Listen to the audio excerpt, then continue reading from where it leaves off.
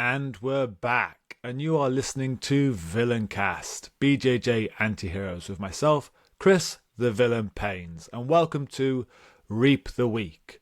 But first, a quick thank you to our members at In Theory BJJ, Concept-Driven Jiu-Jitsu. For fight commentary, technique and concept videos, private coaching, monthly webinars and Q&A sessions, please visit www.patreon.com/intheorybjj. So, we did do a Reap the Week with Naki. It was glorious. It was a fantastic episode. Unfortunately, during the recording process, the synchronization of our two tracks resulted in Naki's track being delayed about 2 seconds or so behind mine, which meant that there were quite a few periods of silence and quite a lot of periods of just both of us talking at the same time. It was unusable and unable to be salvaged, which is a shame. It was great, but what are you going to do, eh? So it has been a while since I've sat down and recorded one of these. So there are a few episodes recently, one with PJ Lucy over in Ireland, one with Helen Harper, who's a UK-based, now retired MMA fighter. And whilst we were on the road, I did an episode with Charles and Steve Hodinsky, and it was glorious. Great details in there. Unfortunately, the sound didn't come out perfect. I'm learning how to do this on the road and upload whilst on the road, but it'll only get better. So I have been out on a trip around the US with Charles Harriott. I am back actually in the US in May, at the end of May. I'm going to be training at the Globetrotters camp in Maine. I hope to come out maybe either a couple of days early or go home a couple of days late. So if you're in the vicinity of, I guess, the northeast, let me know and we should say hello. But this trip, I think it was about 18 days. So I set off on about the 23rd. I flew into New York. I absolutely love New York. I think it's a fantastic city, but unfortunately I didn't have any time to train. From there, it was a flight to Detroit and then a trip into London, Ontario to see some Globetrotters coaches and do some training there. It was then a drive down to Louisville, Kentucky, and down to Kingsport, Tennessee, across to Memphis. A quick stop over in LA before heading over to San Francisco and Sacramento. Back to LA, fly to Denver. That's where we spent the time with Steve Hodinsky, and then fly to Philadelphia and then Connecticut, driving into New York and then fly home. So it was a heck of a trip. 10 different gyms we were lucky enough to visit. It was incredible being able to meet so many people on the road, so many friendly people, and spread these ideas. And this is the fourth time Charles and I have done this. So we did a trip in 2020 where we drove from his home base in Florida to Connecticut, 2,500 miles up the eastern seaboard. Quite an impressive trip, but I think this was the biggest one we've done. The most gyms and the most time teaching. And it was interesting because before I came out, I was very much into the idea of teaching posture and teaching true fundamentals, how I see it. So being able to stay upright, keeping your posture, and hand fighting. And by the sounds of things, it went down quite well. And being able to get feedback off people and see how they trained it and have a mixture between ecological style and general drilling and somewhere in between, and just walking people through the concepts and why they should want them, create those questions.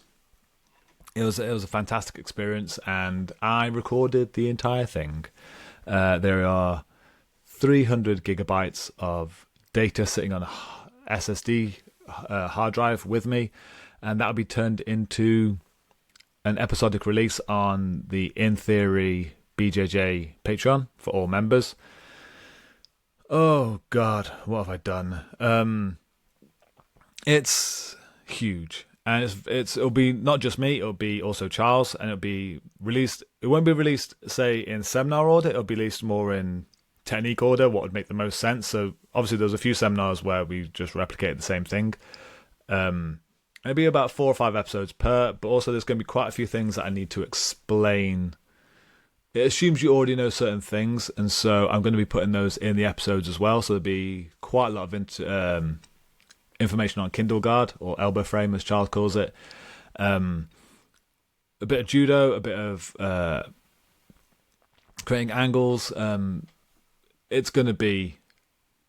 I'm dreading it, and I'm so excited for it at the same time. Why? Why would I do this? For you guys, I guess. Plus, anyone who went to the seminars, hello. I hope you're listening, and it's free for anyone who went to the seminars. Just drop me a message on Instagram. We did have some questions before I went away on this trip. Naki has also been away. He went to Amsterdam to train with Tribe Grappling. The episode that we did cover that. But then that has been lost to time. He'll be back next week, and I'll get him to update you guys. But for now, some questions. I missed doing the mailbag. I won't do them all because I prefer doing them with Naki, really. Just hearing his thoughts. The first question. The most effective way for teaching pressure passing.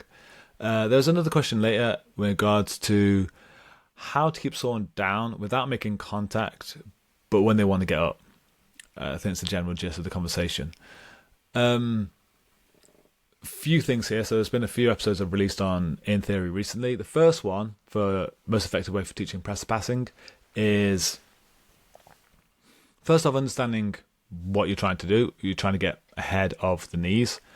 If you can't get ahead of the knees in the first place, then that's a problem. The second thing is also making sure that you are utilizing your dexterous hand and your control hand correctly. By that I mean, for years I teach this. It's actually going to be featured in the in theory episodes from this seminar tour, where for years I couldn't pressure pass. I couldn't over-under pass in drilling, but I could pull it off sometimes in sparring. I couldn't do it in drilling at all. So I go to camps and I teach over-unders, and lost on me. I could not for the life of me figure out why. And it wasn't until I had a left-handed student, and he was hitting these things relentlessly, that I realised that it has to do with which side I pass on. So I always pass pressure side to my right.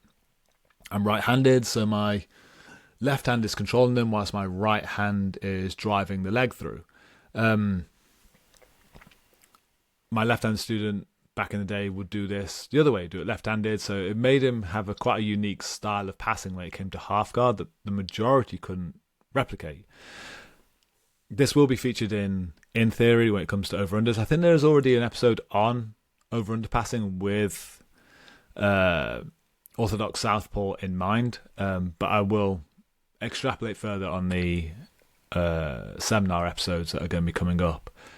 But I think the first thing that you need to really understand is making sure you're covering the legs, so it's over, under, round, or through is how I want to get past the knees, and then making sure you're leaning in on your dominant side.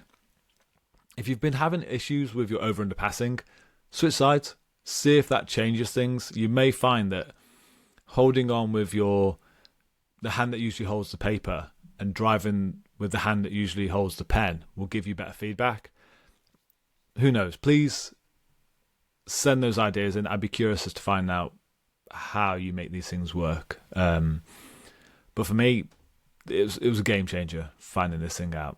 The other thing I think when it comes to pressure passing is making sure that you start putting stress on their spine, and that either means by twisting the spine or So as in make the hips go one way, shoulders the other way, or bending the spine up.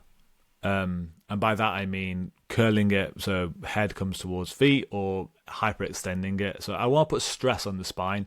The more stress I can put on the spine, the more pressure they're going to feel inside their body, and the harder it is for them to attack back. It's not impossible, but it does really limit their power when you start breaking the posture. Again, this is going to be featured in those episodes. I'm so excited. There was so much stuff came out in these seminars. I'm so glad I recorded it. How to keep someone down there without making contact. So we did a experiment about a year ago where I asked the folks in the gym, right, what I want you to do is I want half the room to stand against the wall, and your partner is going to hold you against the wall with aggression, not necessarily physical contact. And that intimidation factor, and I wanted people to feel like, how does it feel being against the wall when you know that you're cornered and the other person can control the space? So it was all about that kind of MMA octagon cage control kind of mentality of, this is my space and I'm going to corner you. How does it feel for both parties? And one thing from watching them was that they were more aggressive with shoving and pushing someone against the wall. They didn't, and I asked them why afterwards, and they said, well, why would we have to clinch up with them and risk being turned against the wall when we can just shove them? And I went, yes, okay, well, how about we take that exact same idea and just flip it 90 degrees? And so instead of it being a wall, we have a floor. And just that idea alone of, right, now treat people in guard as if you treated them when they were pinned against the wall. You don't want to necessarily get stuck in a clinched up situation that can be reversed, aka a sweep into the ground, but you want to intimidate the space and be aggressive. And that shift in mentality alone help people maintain someone being on the ground, so being able to control the space, but also not make contact if they didn't need to. So I think as a general drill, try it. Try have one person against the wall in your gym, one person standing up, obviously. Intimidate them against the wall, and then take that exact same mentality, just flip your eyes 90 degrees, and then see how it goes against the ground. It's amazing how you treat people in guard when you look at it this way. It completely defangs guard if you see him in that similar kind of light. Again, it's not to say that people can't be counter thrown or counter hit when it comes to guard, and same as against the cage. But it's always for the better being in the center and not being with your back against the wall / floor. Next question. Who should avoid shooting for legs? Everyone. So again, oh my god, this all came up in the seminars. It doesn't matter how good your shot is. You've got to be able to get down low fast. So if you're slow, I wouldn't recommend it unless you're faster than the other person. But it doesn't matter how good your shot is. It doesn't matter how good your single leg, your double leg. It doesn't matter how good any of your wrestling is. If you can't hand fight, it doesn't matter. Same with all jiu-jitsu. So the example I give is, because guard is essentially almost a form of hand fighting. You're trying to get control of their body, getting past their legs. They're using their feet like hands. And that's going to lead on to the next question. If you can't get past their guard, if you can't pass their open guard, you don't get to play jiu-jitsu today. Oh well, sucks to be you. And that can cause frustration and for us to make poor decisions. And if we don't understand the idea of how we pass guard, this idea of I need to get over, under, around, or through your knees, it becomes almost impossible, because you could try and spam a certain style of pass and it being correct, and you not understand why. Like you might love knee cutting, but against a certain type of guard, it might not work. And if you don't understand this idea of over, under, around, or through, and how to hand fight, you won't be able to pull it off, which means you can't get side control, which means you don't get to play jiu-jitsu today. It's the exact same idea when it comes to hand fighting in general, including upright, is that if you can't get past my hands, you don't get to do your takedowns. So I don't think it's a question of who should avoid it. It's everyone who can't hand fight, everyone who can't read the other person's stance. I mean, in short, you can absolutely just be a monster, be a terrifying bowling ball of a human being, but there's no technique to learning that. Like, be a bastard. No. So absolutely, there are some videos on In Theory about hand fighting, and it's these distances. And funny enough, just before I came on this episode, fucking Danaher had put something out. I talked about it recently in some seminars, etc., where I talked about these multiple distances. So you have the first distance where we're just miles apart from each other. There is no fight. The second distance is where we're close to each other, but we're not within hand fighting distance yet. And that's where I need to make sure I've got like a down block and I'm aware of my posture. So if they do come flying in like a lunatic, I'm safe. The next posture is the hand fight itself. How do I get past the elbows? Do I go over, under, around, or through? Because I want access to your spine. Once I've accomplished that, it's all just like guard passing. Over-unders, double-unders, Toriandos, sidestepping, leg drags. Apply the exact same things to your hands. And as soon as I've accomplished that, I then gain access to your spine, and then what I do with it is entirely dependent on where I end up. Do I have your neck? Do I have your hips? Do I have your legs? And then I do my move. But if I'm not unable to read your hand fighting and find the right moments to go, and I say I just love arm drags, but I can't understand why I can't arm drag a certain person, I don't get to play takedowns today. Oh well, I don't get to play jiu-jitsu. So I think that's a fascinating thing, is that if you want to get better at shooting, you could be as slow as you want if you can figure out your hand fighting. Be completely wrong body types, still get it. Going on to the next one then. Is guard too complex for beginners? I think that leads in nicely, because you look at the question of what is guard, and looking at the last two answers of you're against the wall, essentially.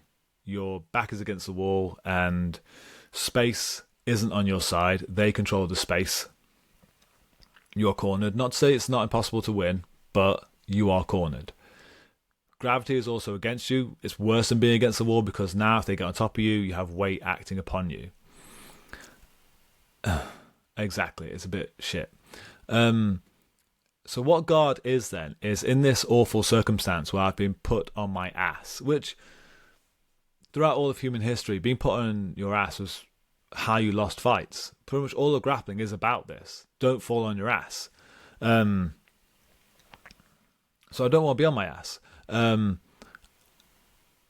next part then that comes after is, right, well, why do we play guard? It's be able to even it out somehow. Instead of it just being my hands versus this person who's on top of me with gravity on their side, I try and use my legs. So I have 4 weapons, and the legs are the most powerful part of my body. But I need to use them like hands. That's kind of the critical moment, is how do I take these things which are usually used for locomotion and convert them into the dexterity of hands? You tell me if that's too complex for a beginner. You're asking someone who has never used their legs and feet like arms and hands before to use them in such a way whilst defending themselves against someone who's now overpowering them because they're the person on top.